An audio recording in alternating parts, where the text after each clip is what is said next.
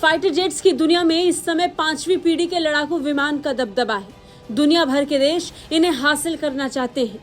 यही कोशिश भारत की भी है। भारत खुद का 5वीं पीढ़ी का फाइटर जेट बनाने की कोशिशों में जुटा है। भारत एमका यानी एडवांस मीडियम कॉम्बैक्ट एयरक्राफ्ट विकसित कर रहा है, जिसे हासिल होने में अभी वक्त लगेगा। जरूरी है कि हथियारों के मजबूत बेड़े के लिए पहले से उपयोग में लाए जाने वाले फाइटर जेट्स का इस्तेमाल भारत करे। इसलिए भारत दुनिया के सबसे बेहतरीन फाइटर जेट्स को खरीदने के प्रयासों में जुटा है। भारत की नजरें अमेरिका के F-35 और रूस के सुखोई 57 पे है। भारत इनमें से किसे खरीदेगा ये तो वक्त बताएगा, लेकिन फिलहाल पहले 5वीं पीढ़ी के लड़ाकू विमान की भारत में एंट्री होने वाली है। ये रास्ता अब साफ हो चुका है। खबर है कि रूसी विमान निर्माता सुखोई द्वारा विकसित रूस के 5वीं पीढ़ी के लड़ाकू विमान Su-57 को पहली बार भारत में एरो इंडिया 2025 में प्रदर्शित किया जाएगा। 10 से 14 फरवरी को बेंगलुरु में होने वाले एयर इंडिया शो में रूस के साथ भारत की साझेदारी की झलक दिखने वाली है। विभिन्न मीडिया रिपोर्ट्स के मुताबिक अमेरिकी 5वीं पीढ़ी के स्टील्थ जेट लॉकहीड मार्टिन के F-35 लाइटनिंग 2 का प्रदर्शन अभी के लिए रद्द हो गया है। वहीं भारतीय वायुसेना के एक सूत्र ने बिजनेस स्टैंडर्ड्स को बताया कि अमेरिका और रूस दोनों ने इस कार्यक्रम में अपनी भागीदारी को कंफर्म किया है।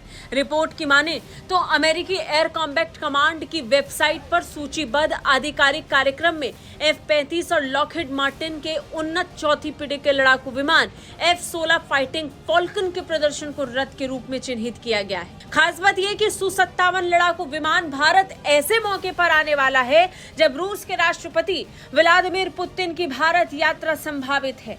एरो इंडिया के 15वें संस्करण में पहली बार रूस के Su-57 लड़ाकू विमान को भारत में प्रदर्शित किया जाएगा।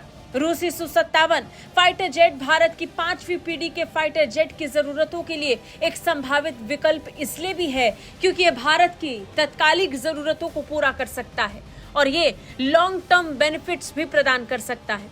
वहीं अगर इसकी खूबियों की बात करें तो ये एक ट्विन सीटर फाइटर जेट है। इसकी सबसोनिक रेंज 2200 मील, सुपरसोनिक रेंज 930 मील और सर्विस सीलिंग 66,000 फीट है। ये 30 लक्ष्यों को ट्रैक कर सकता है और 8 को एक साथ निशाना बना सकता है।